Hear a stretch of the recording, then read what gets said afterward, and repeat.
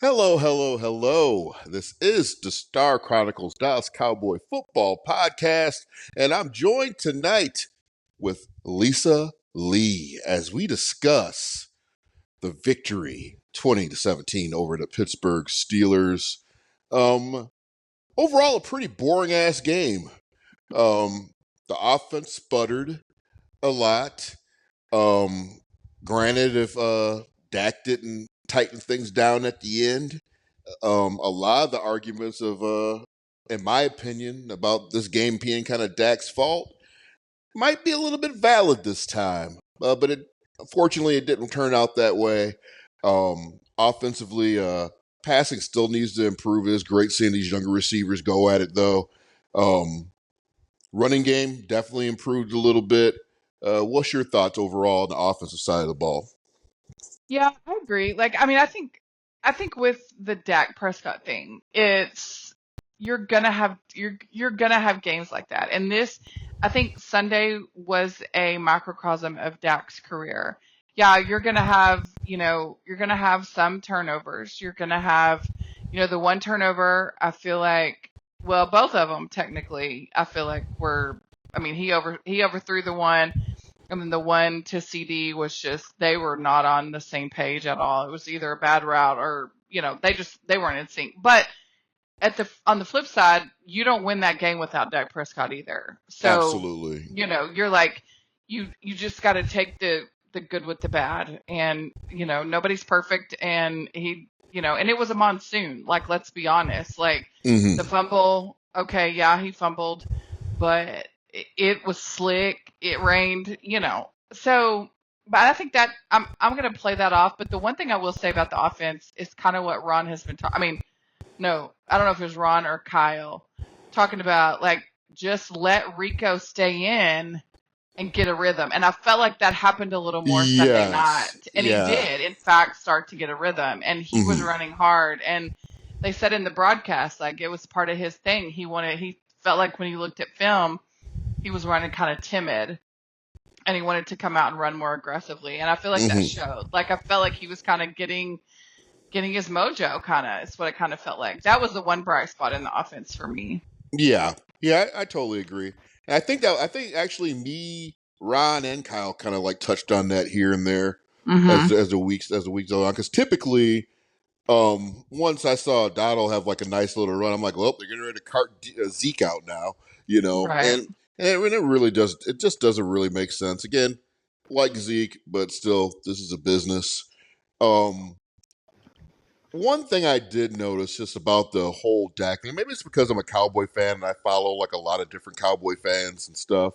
Some that I probably shouldn't follow because they get on my damn nerves. But but that being said, a lot of $60 million talk, hmm once, and I don't, does any other team do that to their quarterback in the league? And um. Well, I think, yeah, they do. I think I know I've heard it about Jalen Hurts. I've heard it about Daniel Jones. I've heard it. Um, well, yeah, I mean, people were talking about.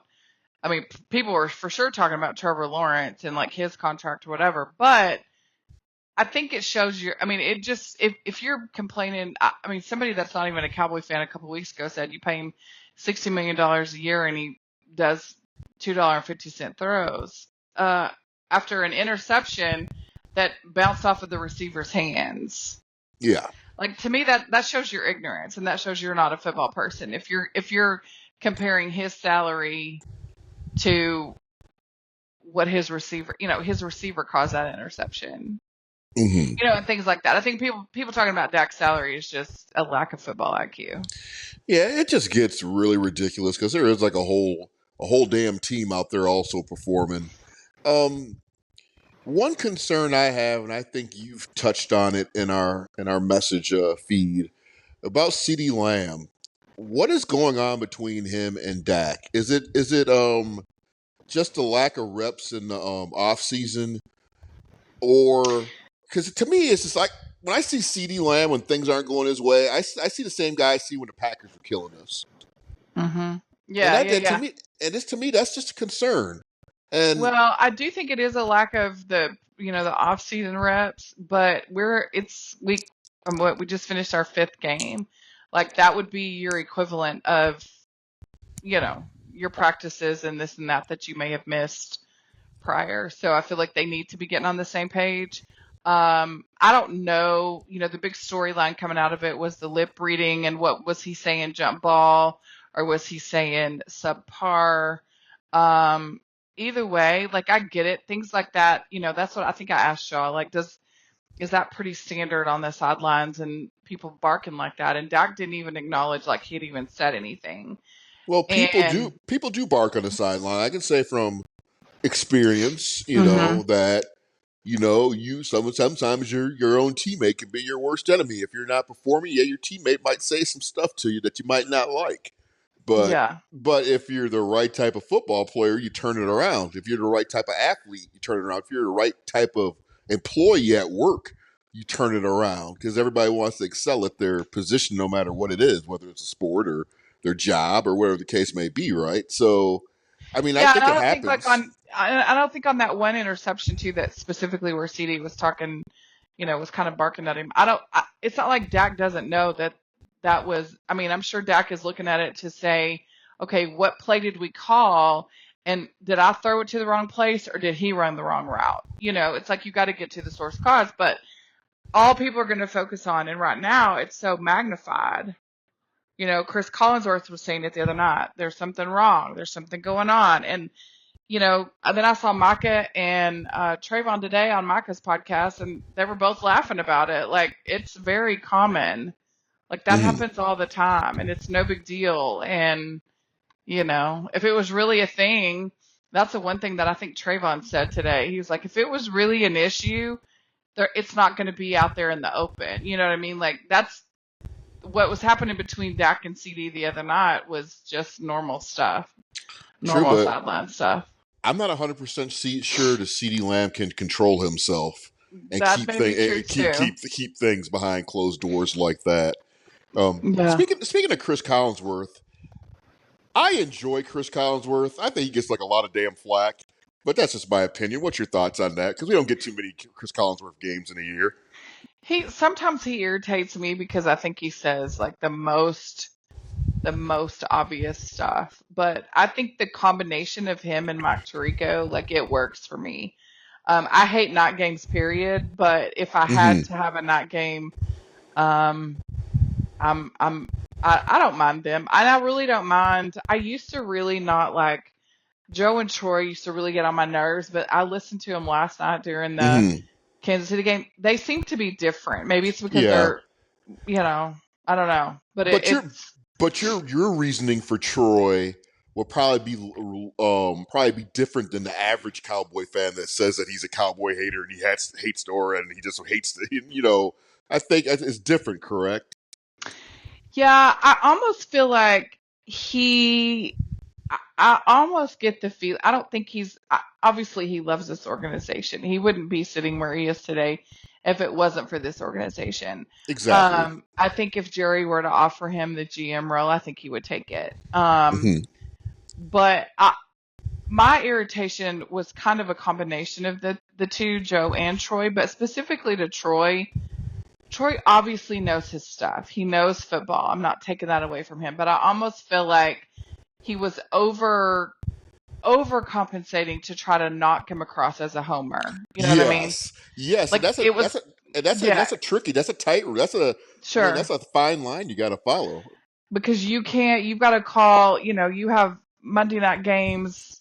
Well, now he's got Monday night games every week, and it he's got to be impartial for all 32 teams. Absolutely. You And I know, mean, and for the fans that don't live here, it is a difference, especially when we watch our preseason games here.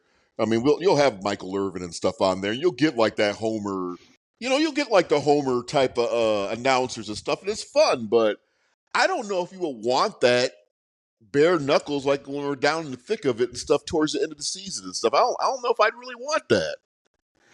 well, yeah, and you kind of need somebody who's gonna be kind of that even keeled because it, especially like for me, example, like, yes, I know a lot about football? Yes.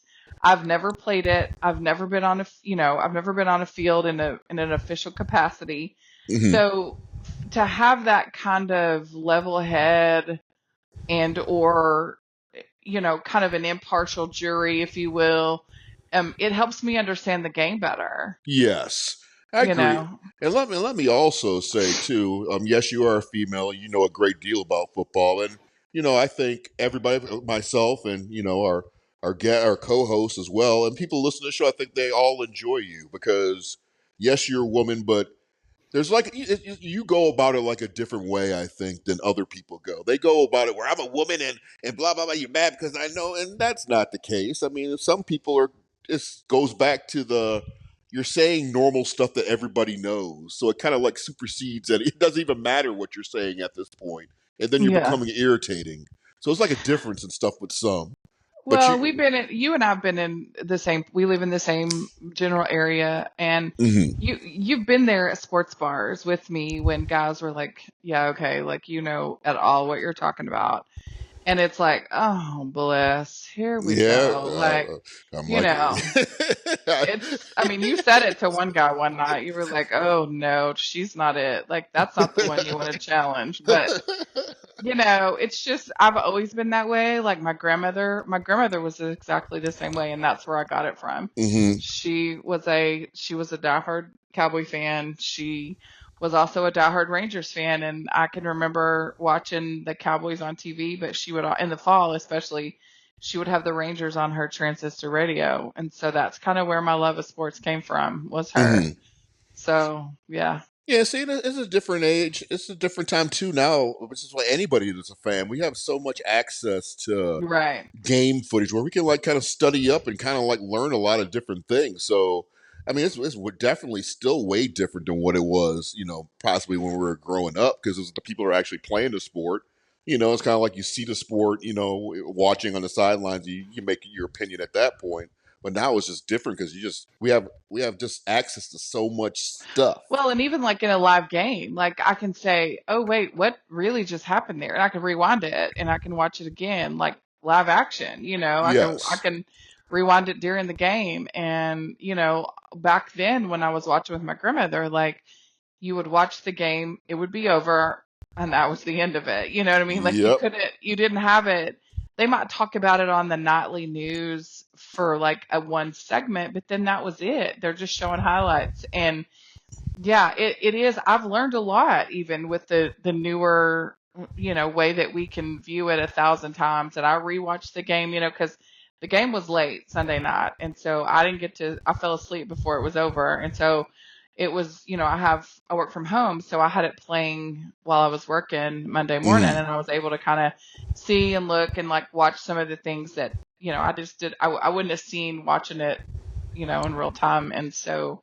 Yeah, hmm I really appreciate the just all the different nuances of the game, and it's one of those things where I will never understand what it's like to play football, and so I have to study more because I've never played the sport. So Yeah, I mean, I will tell you, it was fun back in my earlier days. That was some fun stuff. I mean, it could be very very intense.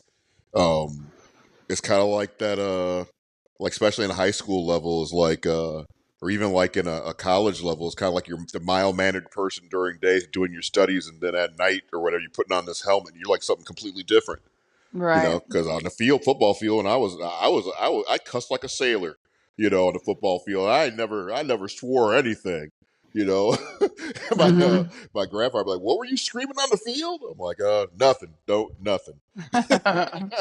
That was another version of me, but Yeah, uh, I but I was mean, real close. Like in high school, I was a photographer for our yearbook, and so I got to be on the sidelines, and I think that kind of helped, kind of, I guess, enhance my experience of falling in love with the sport and yeah, just becoming that. And then I dated. I mean, I went to a Division I school for college, and I happened to start dating a linebacker, and so then I was immersed in it because I was hmm around it all the time, and I got to learn a lot of stuff from him and now I'll have questions about why don't teams do this or why.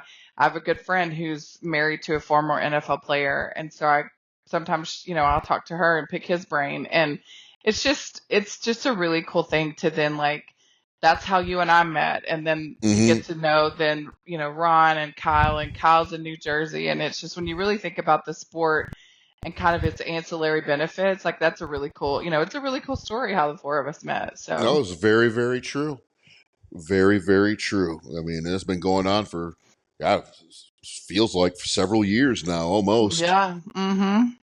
You know, we had the 1 year that was the 1 year where, God, what happened? Oh, I was going through some stuff and just, it was just hard. It was hard watching Cowboy football for whatever it Yeah. was that year.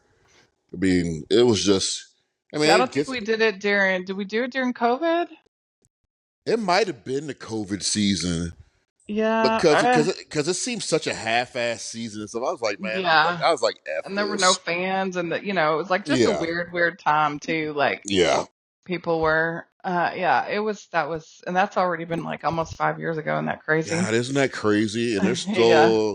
there's still people like recovering for that stuff. You know, I like to think Mhm. that I'm finally done with the stuff I like to think to myself anyways. Mhm. But let's talk about the defensive side of the ball. We didn't have Lawrence playing, didn't have Micah Parsons playing. We mentioned in the last show, I think I presented the question, does not having two of our key players, does it simplify the defense and make it easier for everybody else to perform? And it looks like it did that.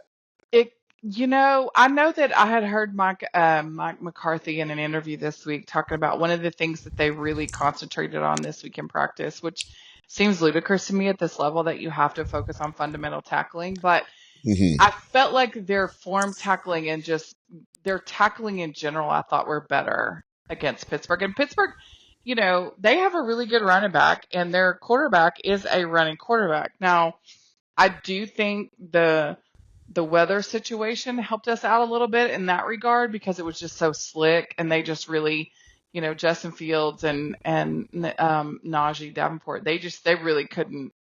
They had some flashes, but overall, I wasn't upset at all about. I'm still just super super geeked about Overshown. Like I just feel like his Yes. upside is so huge, and Yes.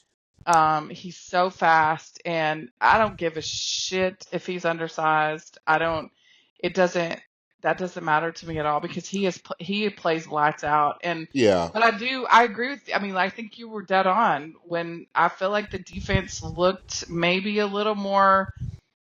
As crazy as it sounds to be without your two best, arguably best defensive ends. Well, not arguably, for sure, Yeah. your two starting ends. It felt more fundamentally sound. Like Mm-hmm. that seems strange to say, but it seemed like gaps were more, like assignments were more adhered to and gaps were respected, and it wasn't just that pure like we've talked about. I don't know. And that again, that's just me Mm-hmm. looking at it in the way. It just didn't feel like it didn't seem like we got exposed on some of those plays that we're infamous for getting exposed for. Like Mm-hmm. we sniffed out some screens, I think, before they ever materialized, and we were able to, kind of stay home a little bit. And where it was, yeah, it was a 3 yard gain, but it was 3 yards instead of 18, or Mm-hmm. like yeah, I feel like the defense was a lot more sound. And going back to the offense a little bit, yes, of course, TJ Watt is going to get his. But for Mm-hmm. the most part, I felt like he was, he got, I think, 2.5 sacks, maybe two. Mm-hmm. I don't know. But like, he was pretty well contained. It wasn't like he was a human highlight reel for Yeah, four straight quarters, because he can wreck a damn game. So you single know, handedly. yeah. So I mean, He's it's that almost dude. yeah. I mean, you can give up the whole. You know, some would say Taco is that guy. No, shut up. Absolutely I not. I still have an edited picture because remember back in the day when I would tell you that I could post on my Instagram what player was going to be the Cowboy player draft before they would announce it or whatever. I had a TJ Watt welcome to Dallas thing already ready to go to post, and it just didn't happen that year. I was like, shit. That makes me so sick. Every time I saw him bear hugging Dak Prescott, I was like, you could have been on our team. You could have been Yeah, on our team. yeah, and it's Now, you never sad. know. Like, I mean, TJ was going to be that guy regardless of what team he was on. But TJ, sometimes I feel like this organization even could ruin good players. You know what I mean? Like, Yeah, they don't necessarily put, like, TJ has had good people around him. Like, I don't know. He's so good. It's unbelievable. How quick he is and just how agile he is. And he is huge. Like, yeah. And he has a football IQ, and that's mm, one of the things I still question about Micah Parsons. And I mean, it's gonna be something I'm probably gonna be questioning for quite some time. I guess I just need to see some of that maybe some of the athleticism fade away a little bit to determine if well, he's done all the other things. I had a thought because him being out for this many games, it's pretty much gonna, it's gonna squash his maybe. I mean, unless he just comes out and has 25 sacks the rest of the year, but like it pretty much squashes his dreams of being, defensive player of the year this year. So I wonder if because that pressure's off, I wonder if he'll play looser and just be like, and stop trying to overthink or whatever it is that he's doing and just, be fundamentally sound and have, just like we were just talking about with TJ, like, ugh, it's unbelievable how good TJ really is. Like, I think I don't know if the last time we played him, he was hurt or if he played. I don't think he was 100%. Something was wrong. Yeah. Yeah. But yeah, he's really good. He's that guy for sure. But yeah, so that just was my side note about that, about our offensive line. And it was kind of a piecemeal situation, but I feel like the defense was solid. Like, I'm Yeah, not. yeah. I can't say too much bad things about it. I mean, yes, there's still penalties and stuff. I'm not 100% thrilled with Steele, but Right. people need to realize people Steele gets a lot of flack, but these people that are like criticizing him are not blocking linebackers or defensive ends like top tier defensive ends and linebackers in the NFL. So it's not an easy Yeah. damn job to do. It's not easy at all. But I do feel like he has regressed a little bit since the After last after couple of years. after he signed that paper, Yeah. And I immediately after mean, he signed that paper. kind of, but not. I mean, I even feel like right after he got that deal, I felt like that one season, right after he signed it, I still feel like he was okay. But then I feel like the couple of years since then, I feel like it's kind of just kind of, and that happens as players get older. But I don't know. It's just I still don't feel like I don't feel like we're just a piece or two away Oh from. no, no, there's a lot of work to be done here. And, Derrick Henry did his thing again. Like, he was pretty quiet against the Bengals for like 2.5-ish quarters. And then he became the thing again. Like, and I texted one of my guy friends that's a Cowboy fan. I was like, and he wasn't even worth a call. And then, and And then I said, I hate it here. And he was like, same. and at the end of the day, still, I mean, I think that's the most damning part of this whole thing is that did not even get a call. If he just at Yeah, least would have called and had a visit, and maybe things just didn't work out at that point, they sure. couldn't get the. But that's one thing. But not even to call the guy. Yeah, and I don't know that even if Derrick Henry's on this team right now, I still don't necessarily believe that. I mean, does it give you a little less pause for concern? Sure. But or cause, not pause. I said pause for concern. Cause for concern. But it's late. Yeah, I'm old. But I don't think that necessarily solves all your problems because Derrick Henry doesn't play defense. Dak Prescott True. doesn't play defense. The defense is still getting gashed. But it floors me how it's things we've talked about before. The Saints look like they might win the Super Bowl when they played us in week 2 and they haven't won a game since. Yeah, it's The the damnedest Giants, thing. they almost beat us, but then they turned around to beat Seattle. So This is the weirdest football season ever in the history. Like, who would think that right now? Does it feel like if I told you that you have a better record than San Francisco, would you do you feel that way? No, because I still at this point think that we would get ran against the No doubt, Niners. but I'm Yeah. saying like it. I didn't even realize it, and I saw they lost again. They were winning when I last looked at the score, and then somebody texted me about that, and I was like, they lost again, and it's just like, oh my God, we have a better record than the 49ers right now, and it just doesn't feel like we are a better team than them, like, Yep. and I'm we'll not. see what we're made of this weekend for Yeah. sure. Like, Yeah. Yeah. Excellent transition because I'm not sure that I don't think we're better than the Detroit Lions, absolutely not. and if we lose, I'm not going to be surprised. I think I picked them to lose already. I mean, like I'm I still think on I track did for too. my season win loss record. I think is still intact. But yeah, I don't, and I think it's in. Is it here? I think it's Yeah, here. I'm pretty sure it's here. But our home field advantage because our fans are there. Anyways, yeah. We don't have that's one. no. It was a. I think the whole thing. We were just winning games in a row at home. That's what it was. It wasn't no home damn We field haven't won at advantage. all at home this year. Yeah, but I'm just talking about like the success we've have had in the past or whatever. It's not. It's not like a true home. It's like nobody was scared to come down to damn No. AT&T Stadium. Mm-mm. Because So it could be filled. I mean, it's loud because I've been in there for like the playoff game last year. It was loud at kickoff. Well, yeah, obviously the ass kicking started right after kickoff, so that's part of. But like I've been at games where it was close, and Mm, it's not near as loud as it should be. But yeah. part of that's because of the building shape. Like Yes. Well, there's a it's bunch of hard to. things. It's a bunch of things going on with that stadium. Is Yeah. wrong. I mean, it's built. Isn't it built like east and west, long way? So the sun. I mean, so the sun, because that's the only stadium that's built that way in the country or Um, whatever. I don't think it's the only one. It's probably not the only one built east and west, but it's the only one with the window at the end that causes it to pigeonhole Yeah, right there on the field. and refuses to put up curtains. Well, there's curtains up there. He just won't always close them. Well, Jerry needs to. Well, I don't even want to talk about Jerry. Yeah, I We'll be talking. cannot. We'll be talking days on that Like individual. I was mad. Like when I mean I was glad. Obviously, I was glad for Dak. I was glad for Jalen Tolbert. That score at the end.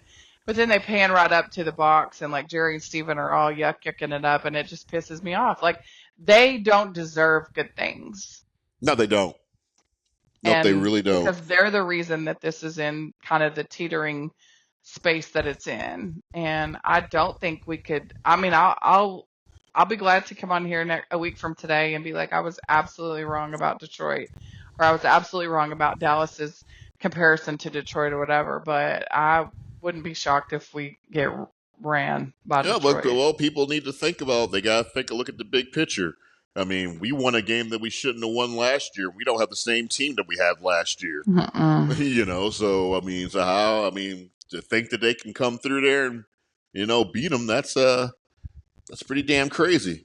They had some off-season needs, and they addressed them, Well, and so they're probably better. like every other team in the NFL did Yeah, except it's a ours. novel concept. Yeah, Yeah, except ours. yeah, So for sure. I mean, it's really sad, It is. but it is what it is. But anyways, it's always fun talking Dallas Cowboy football. Do you have anything else you'd like to share with the people this wonderful evening? Stay out of Dak Prescott's pockets. Yeah. Stop worrying about his damn pockets. I Yeah, mean, stop worrying about it because, as it turns out, every dollar that he gets paid does not take a dollar out of your pocket. So he's going to get paid that. And I would challenge each and every one of you, if somebody came to you at your job, no matter how good a job you have done over the last 8 years, and they offered you basically to double your pay, I dare any one of you to say, no, I'm going to turn that down because I don't feel like I've done what other people expected me to do. absolutely. People, I don't know, this damn salary and talking, it's like, I mean, they're acting like it's really, you're right, they're acting like it's coming out of their pocket. They're acting like a McDonald's worker only giving you one ketchup packet when you got a large fry. I mean, it's Right. stupid. Yeah. I mean, it's pretty damn stupid. So stay out of his pockets. You heard her, damn it. Anyways. But anyways, if you guys happen to have any questions, don't hesitate to ask. Go ahead and leave a comment on our comment field, and we'll love to address your question on the show. But on behalf of myself and Lisa Lee, we're going to bid you adieu. And Ron somewhere, how about them Cowboys? I sounded more like Jerry. Anyways. Sure. Oh, well.